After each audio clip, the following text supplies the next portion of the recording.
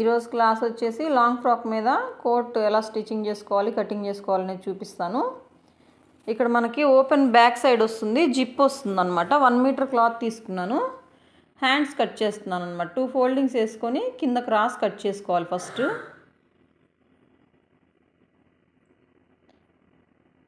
ఇట్లా క్రాస్ తీసేసిన తర్వాత హ్యాండ్ పొడవు తీసుకోండి. మీ హ్యాండ్ ఎంత పొడవు అయితే వస్తుందో దానికి 1 ఇంచ్ ఎక్స్ట్రాగా తీసుకోవాలి. ఇక్కడ నాకు 10 ఇంచెస్ వచ్చింది, దానికి 1 ఇంచ్ ఎక్స్ట్రాగా 11 ఇంచెస్ పెట్టుకుంటున్నాను.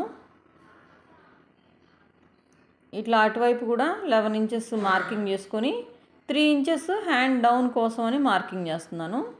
తర్వాత హ్యాండ్ లూజ్ వచ్చేసి 12 ఇంచెస్ వచ్చింది, దానికి హాఫ్ చేసుకొని 6 ఇంచెస్ మార్కింగ్ చేసుకొని ఎక్స్ట్రా ఖర్చులు 2 ఇంచెస్ పెట్టుకుంటున్నాను. తర్వాత ఆర్మ్ రౌండ్ 17 వచ్చింది అమ్మాయికి, అంటే సగము 8.5 కదా. ఆర్మ్ రౌండ్ ఎంతైతే కావాలో దానికి 1 ఇంచ్ తగ్గించుకొని ఆర్మ్ లూజ్ కనుక మార్కింగ్ చేసుకున్నట్లయితే ఆర్మ్ రౌండ్ 1 ఇంచ్ పెరుగుతుందన్నమాట. ఇప్పుడు ఇలా మార్కింగ్ చేసుకున్న తర్వాత కింద ఒక లైన్ గీసేసుకొని ఈ మార్కింగ్ చేసుకున్న విధంగా కట్ చేసేసుకోవాలి.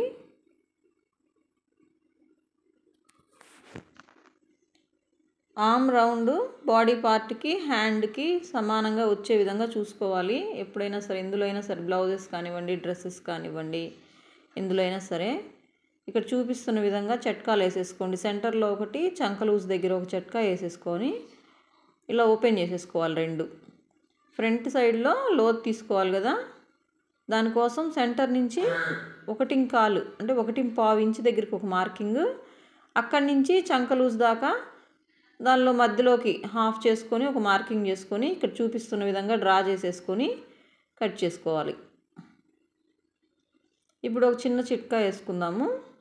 ఈ చిట్కా వేసుకోవడం వల్ల ఫ్రంట్ పార్ట్ అని తెలియడం కోసం అనమాట. ఇక్కడ కొంచెం మిస్ అయిందండి, సారీ అండి. వీడియో పొడవు వచ్చేసి 17 ఇంచెస్ తీసుకున్నాను. తర్వాత షోల్డర్ వచ్చేసి ఎంత షోల్డర్ అయితే వస్తుందో దానిలో హాఫ్ తీసుకోవాలి, 8 తీసుకున్నాను.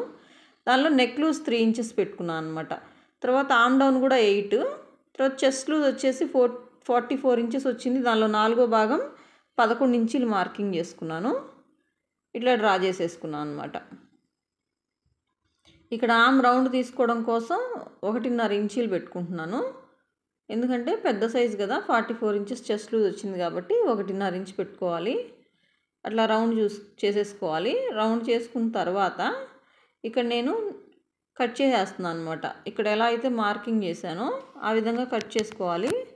ఇక్కడ చూడండి, డౌన్ చేసుకోవాలన్నమాట. షోల్డర్ డౌన్ కోసం 1 ఇంచ్ అనేది తీసుకొని షోల్డర్ డౌన్ చేసుకోవాలి. ఇలా డౌన్ చేసుకుంటేనే ఫినిషింగ్ అనేది నీట్గా వస్తుందన్నమాట. ఇప్పుడు ఇక్కడ మార్కింగ్ చేసిన విధంగా కట్ చేసేసుకోవాలి.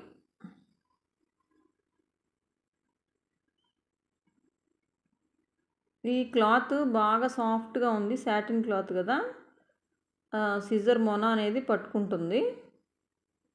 ఈ కింద వైపును కూడా ఓపెన్ చేసేసుకోవాలన్నమాట. కింద ఫోల్డింగ్ వచ్చింది నాకు, దానికోసం అని చెప్పేసి ఇక్కడ ఓపెన్ చేసేసుకుంటున్నాను.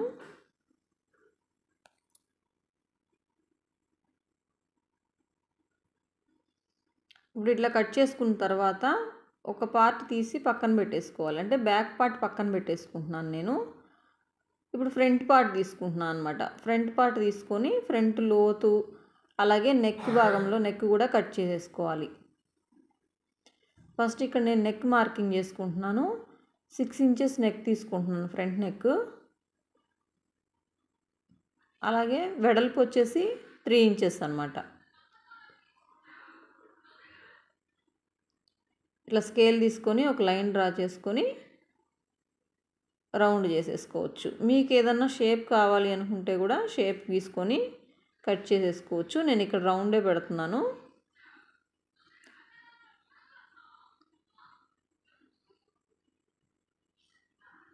నెక్ కట్ చేయడం అయిపోయింది కదా. ఇప్పుడు చంక భాగంలో లోతు ఎలా తీసుకోవాలో చూడండి. ఒక 3/4 ఇంచు వరకు నేను ఇక్కడ లోతు తీసేస్తున్నాను.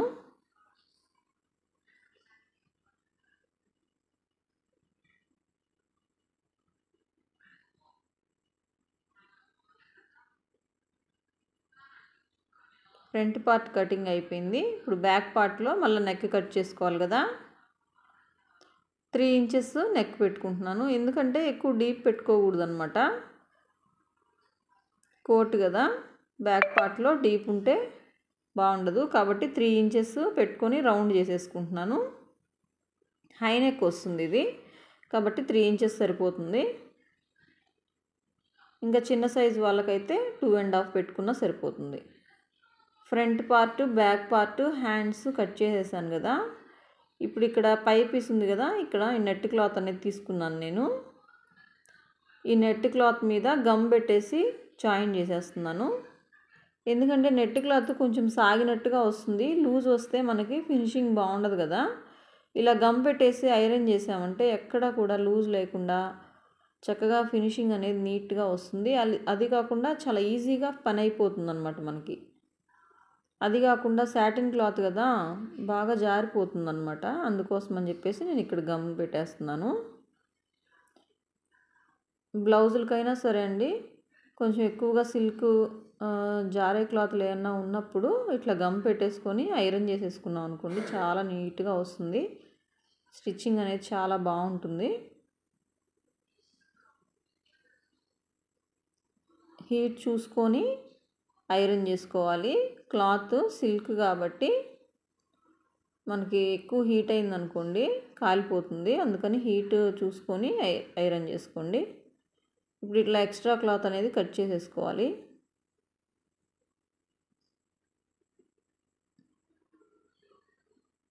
ఇలా చేసుకోవడం వల్ల క్లాత్ కూడా ఎక్కువ వేస్ట్ అవ్వదు అనమాట. మనము చుట్టూ 1/2 ఇంచు ఎక్స్ట్రాగా వదిలిపెట్టేసి కట్ చేసుకుంటూ ఉంటాం కదా నార్మల్గా అయితే. ఇలా అనుకోండి, కొంచెం తక్కువ క్లాత్ ఉన్నప్పుడు కూడా ఇలా గమ్తో అంటించుకుంటే అడ్జస్ట్ అయిపోతుంది.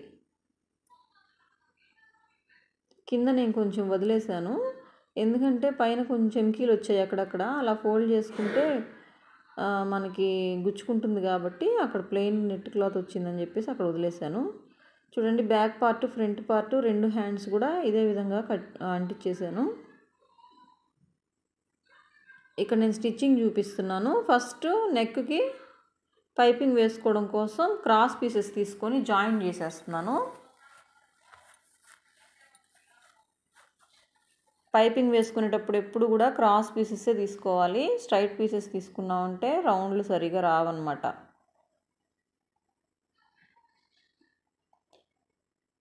ఇక్కడ నేను వెడల్పు వచ్చేసి 1.25 ఇంచ్ తీసుకున్నాను.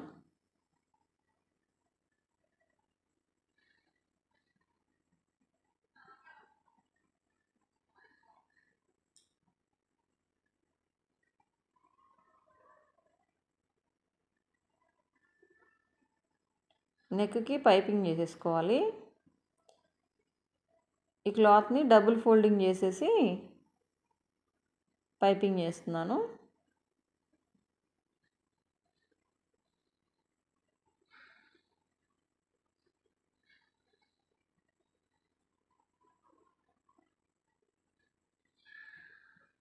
ఒకే లెవెల్లో రావాలన్నమాట ఖర్చులు. మనకి ఎక్కువ తక్కువ వచ్చిందంటే రౌండ్ షేప్ అనేది షేప్ అవుట్ అయిపోతుంది. క్లాత్ కూడా మనకు పైపింగ్ క్లాత్ కూడా సరిపోదన్నమాట. ఒక చోట ఎక్కువ ఒక చోట తక్కువ పట్టేస్తే సరిపోదు. ఇట్లా కుట్టిన తర్వాత ఎక్స్ట్రా క్లాత్ ఏదన్నా ఉంటే ఈ విధంగా కట్ చేసేసుకోవాలి.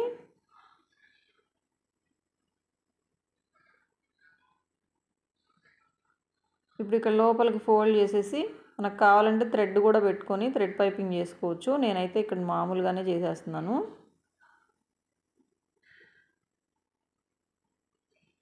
ఇట్లా మనకి ఎంత సన్నగా కావాలి అనేది చూసుకొని మడుచుకొని ఒక స్టిచ్ వేసేసుకోవడమే.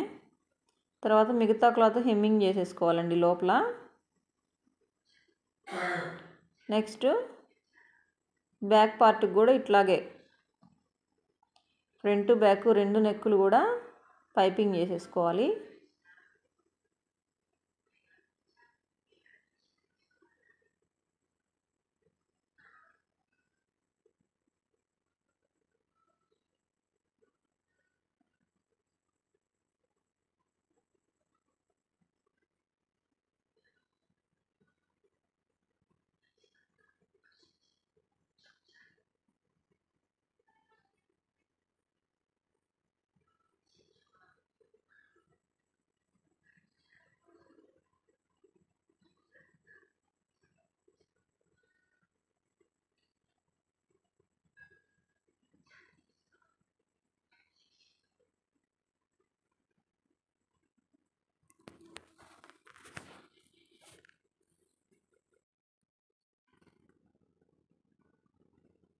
పైపింగ్ చేయడం అయిపోయింది కదా.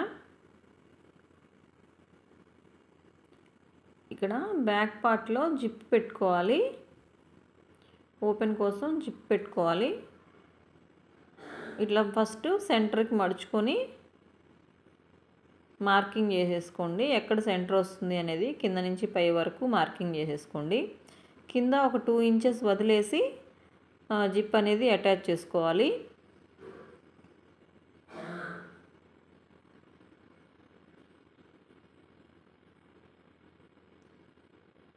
ఇక్కడ లైనింగ్ క్లాత్ ఒక 3 ఇంచెస్ వెడల్పుతో తీసుకున్నాను. దీన్ని ఇక్కడ నేను వీడియోలో చూపిస్తున్న విధంగా మడుచుకొని ఒక స్టిచ్ వేసేసుకోండి.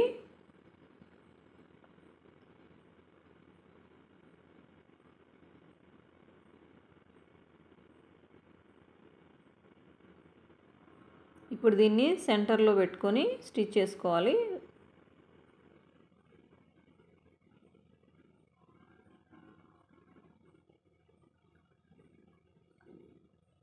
పైన 1 ఇంచ్ వరకు క్లాత్ వదిలేసి స్టిచ్ చేసుకోండి.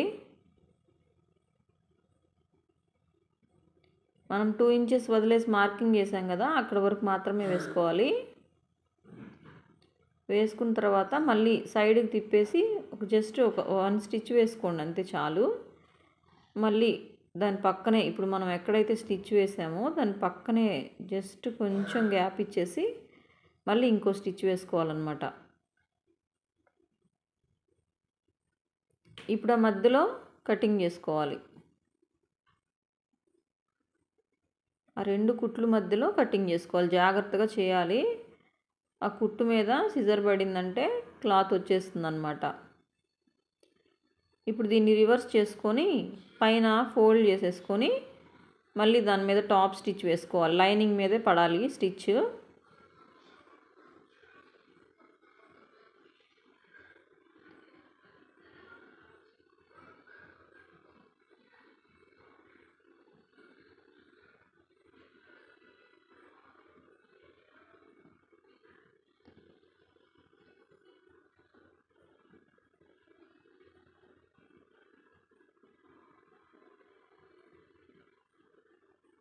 ఇప్పుడు దీన్ని పూర్తిగా లోపలికి మడిచేసుకోవాలన్నమాట. ఇది జిప్ వేసుకోవడం ఈజీ మెథడ్ అన్నమాట. చూడండి, ఇట్లా స్టిచ్ మడత వేసుకొని స్టిచ్ వేసుకోవాలి.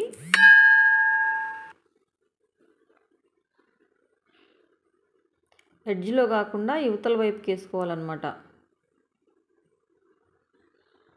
మళ్ళీ మనకి ఎడ్జ్లో జిప్ వస్తుంది కదా, కాబట్టి యువతల వైపుకి స్టిచ్ వేసేసుకొని తర్వాత మళ్ళీ జిప్ అటాచ్ చేసుకుంటే సరిపోతుంది.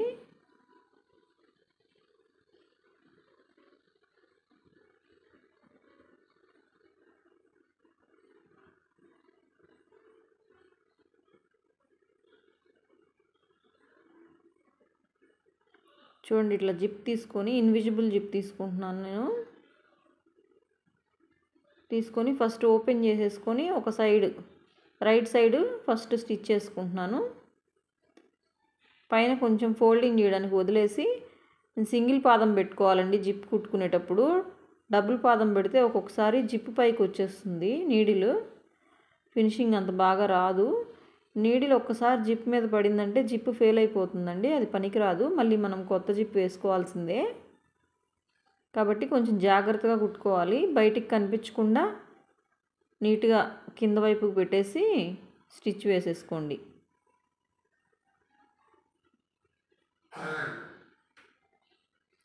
మళ్ళీ ఇప్పుడు చూడండి, పైకి జిప్ వేసేయాలి. వేసేసి మళ్ళీ కింద వైపు నుంచి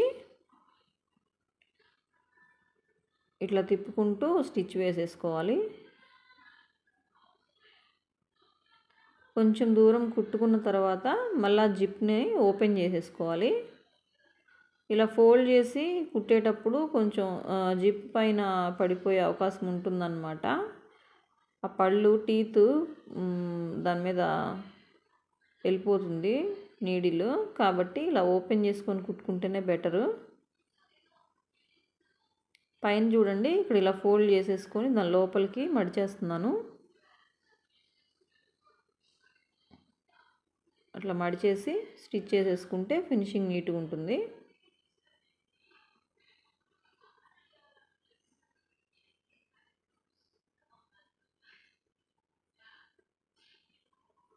చూడండి జిప్ అయితే రెడీ అయిపోయింది కదా.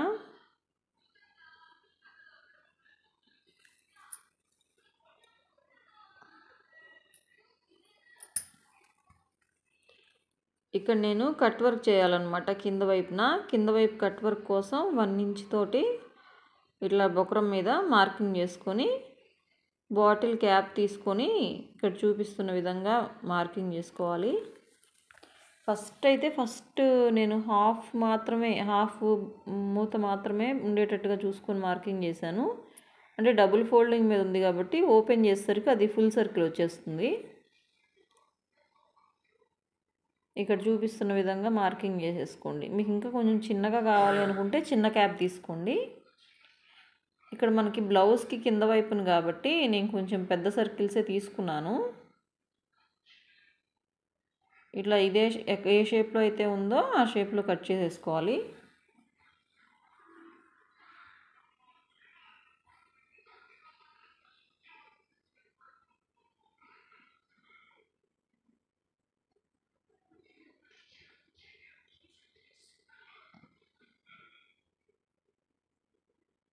కటింగ్లో నీట్గా వస్తే స్టిచ్చింగ్ ఆటోమేటిక్గా వచ్చేస్తుంది.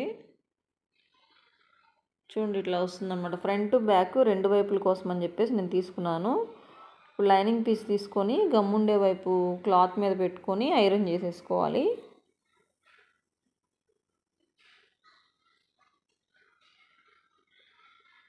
ఐరన్ చేసుకున్న తర్వాత పై వైపున మడిచి కుట్టుకుంటున్నాను.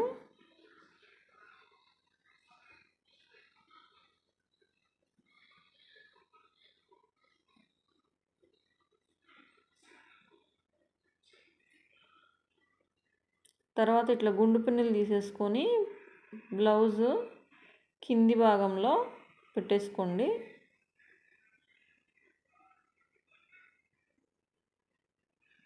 ఇలా పెట్టుకుంటే కదలకుండా ఉంటుందన్నమాట. మనం స్టిచ్ చేసుకునేటప్పుడు ఈజీగా ఉంటుంది. ఇక్కడ మనకి ఏ షేప్లో అయితే మనం కట్ చేసుకున్నామో అదే షేప్లో కుట్టుకోవాలి.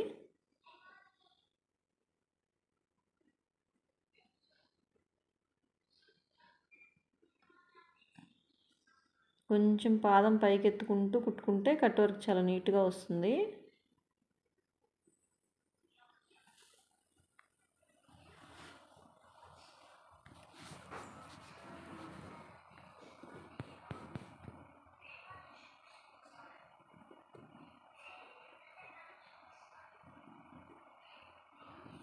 ఇలా కట్ చేసుకున్న తర్వాత ఎక్స్ట్రా పీస్ కట్ చేసేసుకొని చిన్న చిన్న కట్స్ పెట్టుకోవాలి. డబుల్ స్టిచ్ వేసుకోండి. కట్ వర్క్కి మనం తిప్పేటప్పుడు పోకుండా ఉంటుందన్నమాట. దగ్గరకు కట్ చేసుకోవాలి కదా, లేదంటే మళ్ళీ షేప్ తిరగదు. దానివల్ల డబల్ స్టిచ్ చేసుకున్నారనుకోండి బయటికి పీసులు వచ్చేయకుండా ఉంటుంది. ఒక్కొక్కసారి బయటకు వచ్చేసే అవకాశం ఉంటుంది కాబట్టి డబల్ స్టిచ్ వేసుకుంటే సేఫ్టీగా ఉంటుంది. ఇప్పుడు చూడండి ఇట్లా తిప్పేసుకోవాలి. తిప్పేసుకొని నీట్గా ఐరన్ చేసేసుకున్నారనుకోండి ఇట్లా వచ్చేస్తుంది అన్నమాట. ఇట్లా 2 వైపులా చేసుకున్న తర్వాత షోల్డర్ జాయిన్ చేసేసుకుంటున్నాను.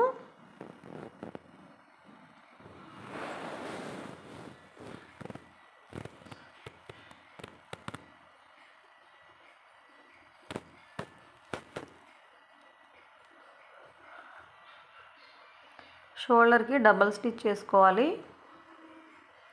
ఈ షోల్డర్ జాయిన్ చేసుకునేటప్పుడు మనము చంక భాగం నుంచి జాయిన్ చేసుకున్నాం అనుకోండి నెక్ దగ్గర డిఫరెన్స్ రాకుండా ఉంటుందన్నమాట. అదే నెక్ దగ్గర నుంచి చేసుకుంటే నెక్ దగ్గర ఒకటి ముందుకి వెనక్కి వెళ్ళే అవకాశం ఉంటుంది. అదే చంక భాగం నుంచి చేసుకున్నాం అనుకోండి చాలా నీట్గా వస్తుంది. ఇప్పుడు నేను హ్యాండ్స్ కింది వైపున మడిచి కుట్టుకుంటున్నాను.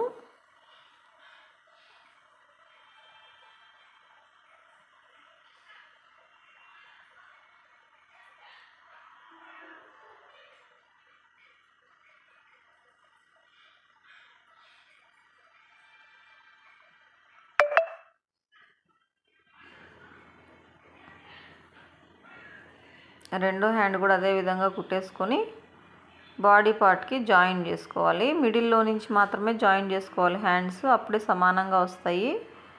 లేదంటే ఒకవైపు ఎక్కువ తక్కువ వస్తుందన్నమాట. ఇలా సెంటర్ నుంచి చేసుకున్నాం అనుకో సమానంగా వస్తుంది.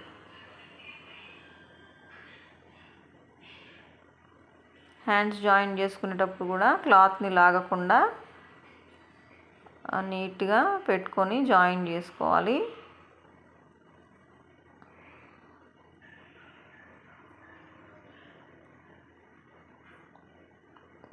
ఇదే విధంగా రెండో హ్యాండ్ కూడా స్టిచ్ చేసేసుకోవాలి.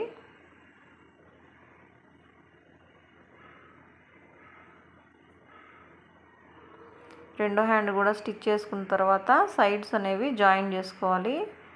హ్యాండ్ కొలత ఎంత ఉంది, 6 ఇంచెస్ వచ్చింది కదా. 6 ఇంచెస్ దగ్గర పెట్టుకొని మనం చెస్ట్ పాయింట్ దగ్గర చట్కా వేసుకున్నాం కదా, అక్కడికి వచ్చే విధంగా కుట్టుకోవాలి. తర్వాత నడుము కొలత చూసుకొని మార్కింగ్ చేసేసుకోవాలి. ఇక్కడ చూడండి, మనం జిప్ వేసుకున్నాం కదా, ఈ జిప్పుకు వేసుకున్న దానికంటే కూడా 1 ఇంచ్ పైకి కట్స్ అనేవి పెట్టుకోవాలి. లేదంటే మనం పైనుంచి ఇలా వేసుకునేటప్పుడు టైట్గా ఉంటుందన్నమాట, వేసుకోవడానికి వీలుగా ఉండదు. కాబట్టి జిప్ వేసుకున్న దానికన్నా 1 ఇంచ్ పైకి కట్స్ అనేవి కంపల్సరీ పెట్టుకోవాలి. సైడ్స్ కనుక క్లోజ్ చేసేసామంటే వేసుకోవడానికి వీలవదన్నమాట ఈ మోడలు. ఎందుకంటే మనం బ్యాక్లో మొత్తం ఓపెన్ పెట్టేయలేదు కదా, జిప్ పెట్టేసాం కాబట్టి కింద ఒక 2 ఇంచీలు వదిలేసాం కదా, కాబట్టి ఆ 2 ఇంచీలు లూజ్ రావడం కోసం సైడ్ కట్స్ పెట్టుకుంటున్నాం. ఇక్కడ చూపిస్తున్న విధంగా కట్స్ని కుట్టేసుకోవాలి.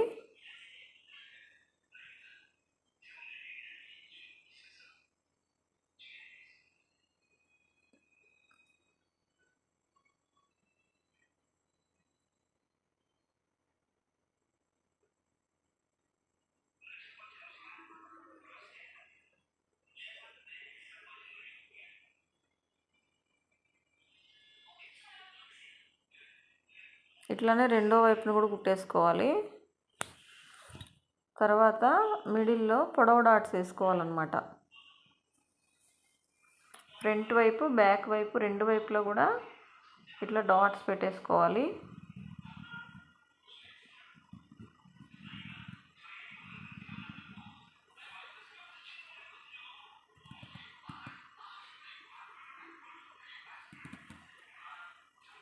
అంతే అండి, రెడీ అయిపోయింది కదా కోట్. వీడియో నచ్చితే లైక్ చేసి, షేర్ చేసి, సబ్స్క్రైబ్ చేయండి. Thanks for watching.